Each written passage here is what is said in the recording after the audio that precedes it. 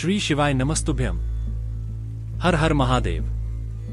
दोस्तों, सावन के इस पवित्र महीने के किसी भी सोमवार के दिन शिवलिंग से उठा लाना यह गुप्त चीज भगवान भोलेनाथ के आशीर्वाद से जीवन के समस्त कष्टों से मिल जाएगी आपको मुक्ति। आपके जीवन में होगी धन की वर्षा, बन जाओगे आप करोड़पति। दोस्तों, 22 जुलाई 2024 से सावन का पवित्र महीना शुरू होने जा रहा है। शिव जी के आने का आगाज ब्रह्मांड के कण कण में हो चुका है। आपको बता दें, सावन का समापन 19 अगस्त 2024 को होगा। सावन का पवित्र महीना भगवान भोलेनाथ को समर्पित होता है। कहा जाता है कि इस पवित्र महीने में जो भी भगवान भोलेनाथ की सच्ची दिल विधि विधान से पूजा पाठ करता है, भगवान भोलेनाथ उसकी हर मनोकामना को पूरा कर देते हैं। लेकिन दूसरी तरफ अगर कोई व्यक्ति शिव पुराण के अनुसार सावन के इस पवित्र महीने के किसी भी सोमवार के दिन शिवलिंग से गुप्त चीज उठाकर लाता है और अपने घर पर स्थापित कर देता है, जिसके बारे में हम आपको इस वीडियो में बताने जा रहे हैं, तो कभी भी उस व्यक्ति के घर में धन की कमी नहीं होती है। उस व्यक्ति को अपने जीवन के समस्त प्रकार के दुखों से तो मुक्ति मिलती है। उस व्यक्ति की कोई भी मनोकामना होती है, वह भगवान भोलेनाथ के आशीर्वाद से पूरी हो जाती है। दोस्तों, सावन के पवित्र महीने में आप देखेंगे जितने भी शिव भक्त होते हैं, भगवान भोलेनाथ की भक्ति में लीन हो जाते हैं। जितने भी शिव भक्त होते हैं, वह भगवान भोलेनाथ की विभिन्न विभिन्न प्रकार से पूजा पाठ करते हैं, भगवान भोलेनाथ के सामने उपाय करते हैं, जल अर्पण करते हैं, शिव जी को मीठा भोग लगाते हैं तथा कावड़ यात्रा आरंभ करते हैं, ताकि भोले बाबा का उनको आखिरी बात मिल सके। और सावन के पवित्र महीने के प्रत्येक सोमवार का अपना अपना विशेष और खास महत्व होता है। कहा जाता है, सावन के प्रत्येक सोमवार के दिन अगर कोई भी व्यक्ति भगवान भोलेनाथ के लिए व्रत रख लें, तो भगवान भोलेनाथ की कृपा उस पर ऐसे बन जाती है, जिसके बाद उस व्यक्ति के जीवन में उसका काल भी कुछ नहीं बिगड़ा पाता है।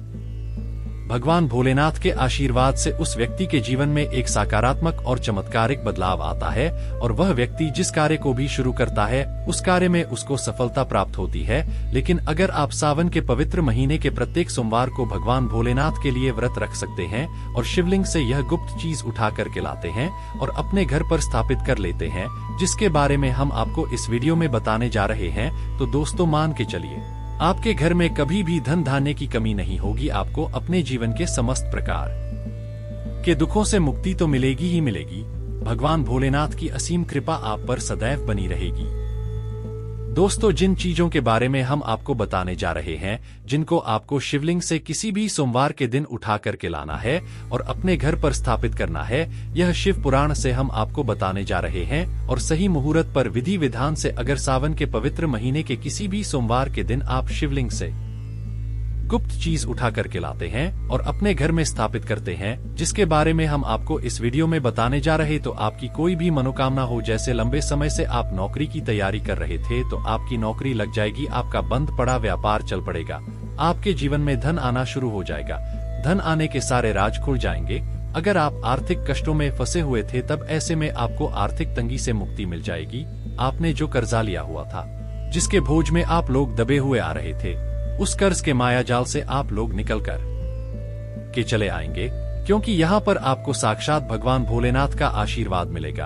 और दोस्तों, ये कथा तो आप लोगों ने सुनी ही होगी कि भगवान भोलेनाथ ने अगर किसी भी व्यक्ति को आशीर्वाद दे दिया, तो उस व्यक्ति का साक्षात्कार भी आकर के कुछ नहीं बिगाड़ सकता है। इसलिए अगर आप भी चाहते हैं कि भगवान भोलेनाथ का आशीर्वाद आप पर और आपके परिवार पर सदैव बना रहे, भगवान भोलेनाथ की कृपा से आप अपने जीवन में बहुत भौतिक उन्नति करें, बहुत ही आगे जाएं और भगवान भोलेनाथ का आपको वरदान मिले, जिसके बाद आप जिस कार्य को शुरू करें उस कार्य में आपको सफलता प्राप्त हो, तो दोस्तों, पूरी सच्ची श्रद्धा और पूरे विश्वास के साथ पहले तो आप इस वीडियो को लाइक कर दीजिए और कमेंट बॉक्स में तुरंत लिख दीजिए, हर हर महादेव, ओम नमः शिवाय। दोस्तों, एक काम कीजिएगा, कमेंट बॉक्स में अपनी राशि भी डाल दीजिएगा। आपकी राशि के अनुसार कोई भी ऐसा उपाय होगा जिसको इस सावन के पवित्र महीने में आप करके लाभ पा सकते हैं, तो वह आगे हम आपके कमेंट का रिप्लाई में आपको बता देंगे। लेकिन पहले तो आप वीडियो को लाइक कर दीजिए और कमेंट बॉक्स में फिर अपनी राशि डाल दीजिएगा। देखिए, सबसे पहली चीज, अगर आप नौकरी की तैयारी कर रहे हैं और आप चाहते हैं कि आपकी नौकरी लग जाए, तो ये उपाय कीजिए जो हम आपको बताने जा रहे हैं, और ये उपाय करने के बाद मान के चलिए आपकी नौकरी लगना तय है। सावन के पवित्र महीने में किसी भी सोमवार के दिन आपको सुबह उठना है, नहाना धोना है। आप कांच की शीशी ले लीजिए या प्लास्टिक की शीशी ले लीजिए। इसको आपको पूरा काली मिर्च से भर लेना है। एक बात का ध्यान रखें तो काली मिर्च भगवान भोलेनाथ को बहुत प्रिय है। भगवान भोलेनाथ की पूजा में अगर काली मिर्च का इस्तेमाल किया जाए तो पूजा तुरंत सिद्ध हो जाती है। अब आप क्या करें, आप एक शीशी में काली मिर्च भर दीजिए। अब आपको एक लोटा जल लेना है। एक लोटा जल लीजिए, उसमें गंगा जल भर लीजिए। गंगा जल मार्केट में 20 रुपए से 25 रुपए के बीच का मिल जाता है। भगवान भोलेनाथ के मंदिर जाइए, अपना मुंह उत्तर की तरफ करके शिवलिंग पर एक लोटा जल अर्पित कर दीजिए। जब आप पानी पूरा डाल देंगे तब आप यह जो शीशी लेकर के आए हैं, आप लोग काली मिर्च की इसको शिवलिंग से छुआ दीजिए और अपने घर के पूजा घर पर ला करके स्थापित कर दीजिए। अपने पूजा घर में रख दीजिए। आप कभी भी आप नौकरी के इंटरव्यू के लिए, पेपर लिखने के लिए, किसी भी चीज के लिए नौकरी से संबंधित काम से घर से बाहर निकलेंगे तो इसमें से एक काली मिर्च उठाइएगा और अपनी जेब में रख दीजिएगा और फिर अपनी नौकरी संबंधित कार्य के लिए जाइएगा। आपकी नौकरी लगने में कोई भी बाधा आ रही थी, वह बाधाओं को यह काली मिर्च सोख लेगी और आपकी मनचाही नौकरी लग जाएगी। तो इसको अंधविश्वास मत समझिएगा, यह प्राचीन काल की समय का महा उपाय है। शिव पुराण के अध्याय नंबर 54 में भी इस उपाय के बारे में वर्णन है। यह उपाय साक्षात प्रमाण है। आपकी कामयाबी का शास्त्रों में लिखा उपाय कभी खाली नहीं जाता। 100% व्यक्ति को बलवान और कामयाब बना देता है। आप चाहे तो वहां से भी पढ़ सकते हैं और ये उपाय करने के बाद अवश्य ही आपकी नौकरी लगेगी। इस उपाय को करके कई लोग अच्छी अच्छी सरकारी नौकरियां पा चुके हैं, लेकिन शर्त यह है कि सच्ची श्रद्धा से ही इस उपाय को करना चाहिए। मन में कोई शंका नहीं होना चाहिए। सच्चे हृदय से भगवान शिव का स्मरण करते हुए कोई भी उपाय या कार्य अगर करते हैं तो उसमें कई गुना बल आ जाता है, शक्ति आ जाती है, जिससे कोई भी आपका नामुमकिन से नामुमकिन कार्य हो, 2 कार्य परिपूर्ण हो जाता है, सफल हो जाता है। दूसरा उपाय जो हम आपको बताने जा रहे हैं वह एक ऐसा उपाय है जिसको अगर आपने कर लिया तो आपके घर की बरकत होगी, आपके घर की उन्नति होगी। मान लीजिए दोस्तों, आपके घर पर भगवान भोले नाथ की कला चित्र नहीं है, उनकी मूर्ति नहीं है। भगवान भोलेनाथ के शिव परिवार की कोई मूर्ति नहीं है आपके घर पर। तो दोस्तों, सावन सोमवार का दिन बहुत ही पवित्र दिन है। यह मान लीजिए सावन का प्रत्येक सोमवार बहुत ही पवित्र और कल्याणकारी दिन होगा, जब आप भगवान भोलेनाथ किसी परिवार की पूरी मूर्ति ला करके अपने घर पर स्थापित कर सकते हैं। तो और अगर आपने अपने घर पर यह स्थापित कर दिया तो मान के चलिए दोस्तों, आपके घर पर भगवान भोलेनाथ और भोलेनाथ के पूरे परिवार की कृपा बनेगी कि आपके घर की बरकत होगी, आपके घर की उन्नति होगी, आपके घर पर एक सकारात्मक ऊर्जा का वास हो जाएगा। दोस्तों, आपको एक चीज बताते हैं। सावन के पवित्र महीने में कहा जाता है कि अगर कोई व्यक्ति भगवान भोलेनाथ को रुद्राक्ष अर्पित कर दें तो भगवान भोलेनाथ की कृपा उस पर बन जाती है। दूसरी तरफ कहा जाता है कि सावन के महीने में आप किसी भी सोमवार के दिन एक रुद्राक्ष की माला ले, भगवान भोलेनाथ के मंदिर जाएं। भगवान भोलेनाथ के शिवलिंग पर आप लोगों को पहले एक लोटा कच्चा दूध चढ़ाना है दोस्तों, फिर उस शिवलिंग से रुद्राक्ष की माला छुआ करके धारण करना है। इतना कर लीजिए दोस्तों और मान के चलिए रुद्राक्ष की माला धारण करने के बाद भगवान भोलेनाथ की आप पर असीम कृपा बनी रहेगी। शायद यह बात आपको नहीं पता है, जब भगवान भोलेनाथ के आंसू धरती पर गिर थे तभी ही रुद्राक्ष की उत्पत्ति हुई थी। और रुद्राक्ष का इस प्रकार से आपने उपाय कर लिया जैसे हमने आपको बताया है। या तो आप रुद्राक्ष की माला धारण कर लीजिए, गैस को ला करके अपने पूजा घर में स्थापित कर दीजिए और इनकी पूजा प्रत्येक सोमवार को कीजिए। इतना करने भर से आपके जीवन में ही नहीं, आपके परिवार के जीवन में एक सकारात्मक बदलाव आएगा। भगवान भोलेनाथ के आखिरी बात से आप लोग अपने जीवन में बहुत ही आगे जाएंगे, बहुत ही विकास करेंगे। अब मान लीजिए दोस्तों, आपके पास पैसा नहीं टिकता है, आप आर्थिक तंगी में फंसे हुए हैं, आपने कोई ऐसा कर्जा लिया हुआ था जिसके बोझ में आप लोग दबे हुए चले आ रहे हैं। तब आपको क्या करना चाहिए? आपको बस सावन के पवित्र महीने के किसी भी सोमवार के दिन एक डमरू खरीदना है। डमरू खरीद लाइएगा। डमरू खरीदने के बाद भगवान भोलेनाथ के मंदिर जाइए, शिवलिंग से डमरू छुआ दीजिए और इस डमरू को लाइए अपने घर के पूजा घर पर स्थापित कर दीजिए। दोस्तों, सिर्फ इतना आपको करना है और इसी डमरू को प्रत्येक सोमवार को थोड़ी सी धूप दिखा दीजिए। इतना अगर आपने कर लिया तो जिस कर्ज के बोझ में आप लोग दबे हुए चले आ रहे थे, उस कर्ज के बोझ से आपको मुक्ति मिल जाएगी। आपके जीवन में धन चारों दिशाओं से खींचा हुआ चला आएगा। आपके जीवन में आर्थिक तंगी जो है वह आर्थिक तंगी खत्म हो जाएगी। और आपके जीवन में जो पैसा आएगा रुकेगा भी, टिकेगा भी और उसमें वृद्धि भी होगी। इसी प्रकार से दोस्तों मान लीजिए आपके बहुत शत्रु हैं जो आपको नुकसान पहुंचाना चाहते हैं, जो चाहते हैं कि आप अपने जीवन में कभी भी आगे न बढ़ पाए। कुछ ऐसे आपके शत्रु हैं जो आपको घर पर नुकसान पहुंचाना चाहते हैं। तो आपको क्या करना चाहिए? इस पवित्र महीने के किसी भी सोमवार के दिन आप लोगों को मार्केट से एक पीतल का त्रिशूल खरीदना है। त्रिशूल खरीद करके भगवान भोलेनाथ के मंदिर जाइए। भगवान भोलेनाथ के मंदिर जाने के बाद जो भी भगवान शिव की प्रतिमा रखी हो, भगवान शिव की प्रतिमा से दाएं चरण से इस त्रिशूल से छुआ और इस रसूल को छुआ करके अपने घर पर पूजा घर में स्थापित कर दीजिए। दोस्तों आपके लाखों शत्रु आपके खिलाफ खड़े हो, वो आपका एक बाल भी बाका या आपका बाल भी नहीं तोड़ पाएंगे, क्योंकि हम आपको वीडियो की शुरुआत में ही बता चुके हैं, यदि भगवान भोलेनाथ ने किसी को एक बार आशीर्वाद दे दिया तो साक्षात काल भी कि कुछ नहीं बिगाड़ सकता है। इसी तरीके से दोस्तों मान लीजिए आपके पीछे आपका दुर्भाग्य पड़ा रहता है, आप इस चीज को लेकर के बहुत ही परेशान रहते हैं, उखड़े उखड़े से रहते हैं, आप चाहते हैं कि आपका दुर्भाग्य हमेशा के लिए आपसे दूर चला जाए, तो सावन के पवित्र महीने के किसी भी सोमवार के दिन आप लोग 2 मोरपंख खरीद कर लाइए और अपने घर के पूजा घर पर किसी भी ग्रंथ में दबा करके रख दीजिए। कहा जाता है कि सावन के इस पवित्र महीने में मोरपंख ला करके घर में रखा जाए तो इससे आपका भाग्य उदय हो जाता है, आपका दुर्भाग्य हमेशा के लिए आपको छोड़ करके चला जाता है और अपने जीवन में आप बहुत ही आगे चले जाते हैं, बहुत ही सब चलो जाते हैं। दोस्तों जो काल सर्प दोष होता है वह भी समाप्त हो जाता है। काल सर्प दोष जब व्यक्ति पर लग जाता है तो व्यक्ति का बुरा हाल हो जाता है, न पर ग्रह खराब हो जाते हैं, शनि दोष लग जाता है, कर्ज दोस्त भी बढ़ जाता है। इसीलिए मोरपंख अपने किसी भी गिनती में दबा करके अवश्य रखें। दोस्तों तीसरा उपाय है, शिवलिंग पर अगर दुर्ग घास अर्पित की जाए तो भगवान शिव आपको धन दौलत से मालामाल कर देते हैं। शिव परिवार सहित आपके ऊपर कृपा बरसती है। भगवान गणेश सुख समृद्धि से आपको परिपूर्ण कर देते हैं। आपके घर में कभी भी पैसों की धन दौलत की कमी कभी नहीं होती, गरीबी कभी नहीं आती, गरीबी भूल जाती है। आपके घर का रात दोस्तों आप जान ले देते हैं। सावन सोमवार के व्रत में क्या खाना चाहिए और क्या नहीं खाना चाहिए? अगर आपने सावन सोमवार का व्रत रखा है तो आप इस दिन सात्विक भोजन ही करें। यह निर्जला व्रत नहीं होता, इसलिए इस व्रत में सेंधा नमक से बनी चीजें खा सकते हैं।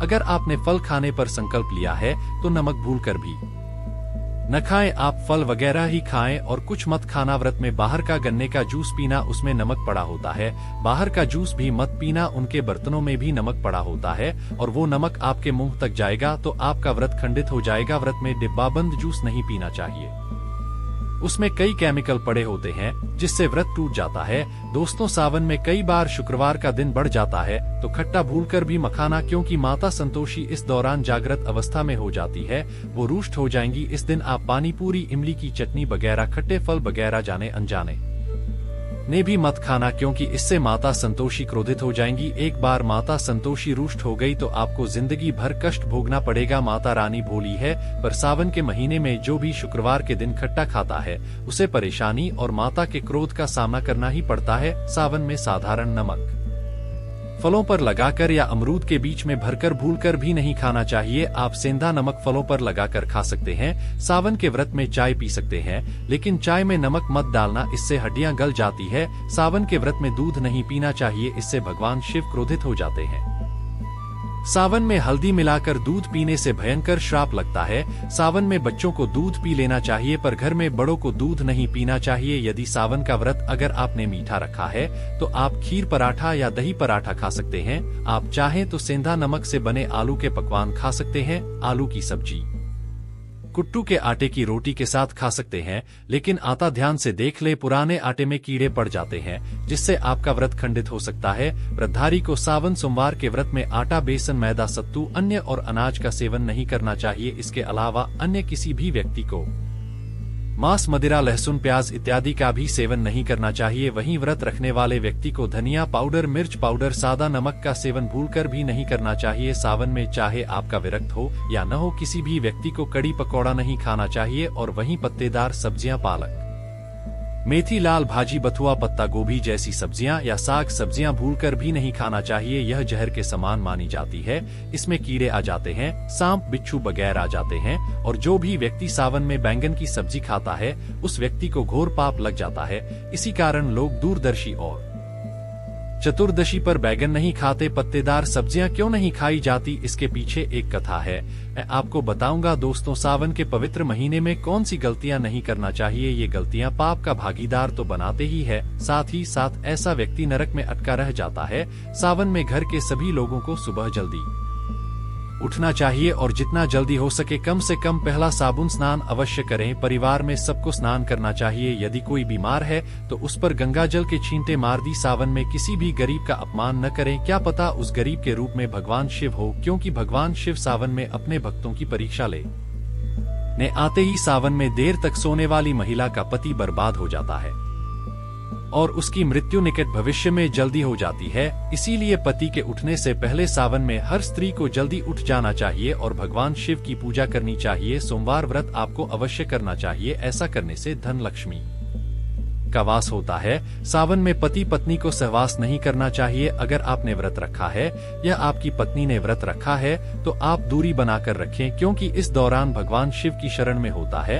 ऐसा व्यक्ति सावन में घनघोर काले वस्त्र पहनकर शिव मंदिर में नहीं जाना चाहिए। चाहे तो आप घर में काले वस्त्र पहन सकते हैं, लेकिन मंदिर में भूलकर भी मत जाना और ना ही व्रत में काले वस्त्र पहनना चाहिए। वैसे तो सावन में लहसुन प्याज नहीं खाना चाहिए और यदि आपका रहते हैं तो उस दिन पूरे परिवार को लहसुन प्याज से परहेज करना चाहिए। सावन के महीने में घर में गंदगी नहीं होना चाहिए, इससे प्रकृति नाराज हो जाती है। सावन में आपके घर का जो मंदिर है उसमें माचिस के खाली पड़े डिब्बे या माचिस नहीं रखना चाहिए। सावन में घर में किसी भी व्यक्ति को गाली नहीं देना चाहिए, चुगली आदि नहीं करना चाहिए, पत्नी को अपशब्द नहीं कहना चाहिए और न ही पति को अपशब्द कहना चाहिए। इससे भगवान शिव बाप को श्राप दे देते हैं। सावन में जो भी व्यक्ति दूध में हल्दी डालकर पीता है उसके ऊपर महाकाल का क्रोध बरसता है। सावन में बाल, नाखून, डाली वगैरह नहीं बनवाना चाहिए, यह आपको पहले कर लेना चाहिए। कोई ज्यादा समस्या हो तो आप ऐसा कर सकते हैं, पर शिव जी से क्षमा अवश्य मांग ली। सावन में शरीर पर तेल नहीं लगाना चाहिए। यदि आप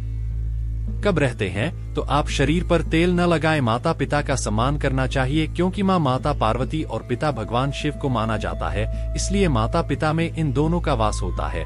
माँ पिता का आदर करने से भगवान शिव और माँ पार्वती प्रसन्न होती हैं। सावन में देवी देवता से जुड़ी कोई भी शुभ चीज उपहार के तौर में कभी किसी को मत देना, नहीं तो भगवान शिव बाप के घर से सदैव के लिए चले जाएंगे। दोस्तों, आप जानते हैं सावन के इस पवित्र महीने में शिवलिंग पर कौन कौन सी चीजें नहीं चढ़ाना चाहिए जिससे आपको पाप न लगे। शिव पुराण के अनुसार शिव भक्तों को कभी भी भगवान शिव को तुलसी, हल्दी और सिंदूर सहित यह 6 वस्तु नहीं चढ़ाना चाहिए। पौराणिक कथा के अनुसार केतकी के फूल ने ब्रह्मा जी के झूठ में साथ दिया था, जिससे नाराज होकर भगवान भोलेनाथ ने केतकी के फूल को श्राप दिया। इसलिए केतकी का फूल शिवलिंग पर नहीं चढ़ाया जाता और वहीं नारियल का पानी भी शिवलिंग पर कभी भी आरोपित नहीं करना चाहिए। शंख से जल भी भगवान भोलेनाथ को नहीं चढ़ाना चाहिए। शास्त्रों के अनुसार सुबह 5 बजे से लेकर सुबह 11 बजे तक शिवलिंग पर जल चढ़ाना बहुत ही शुभ और अत्यंत मंगलकारी होता है।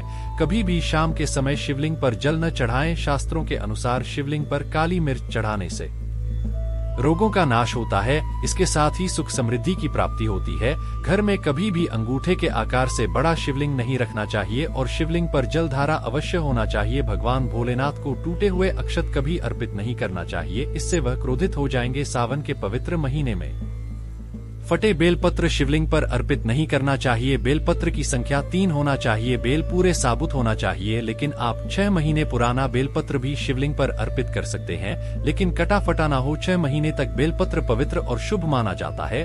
सच्चे दिल से बेलपत्र शिवलिंग पर चढ़ाने से इस मनोकामनाएं पूर्ण हो जाती है।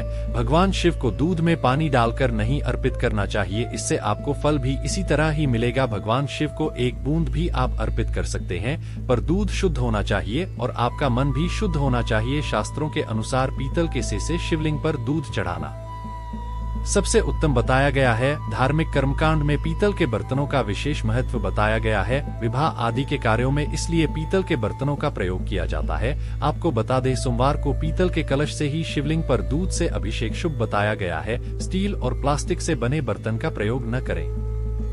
पर जल चढ़ाते समय जल आपके पैरों के पास नहीं जाना चाहिए, अशुभ माना जाता है। उसे लांघना भी नहीं चाहिए, उसे हम जलहरी कहते हैं। सावन में जल अपने घर का होना चाहिए। मंदिर से जल भरकर मंदिर में ही अर्पित नहीं करना चाहिए, इससे आपका भाग्य खराब हो सकता है।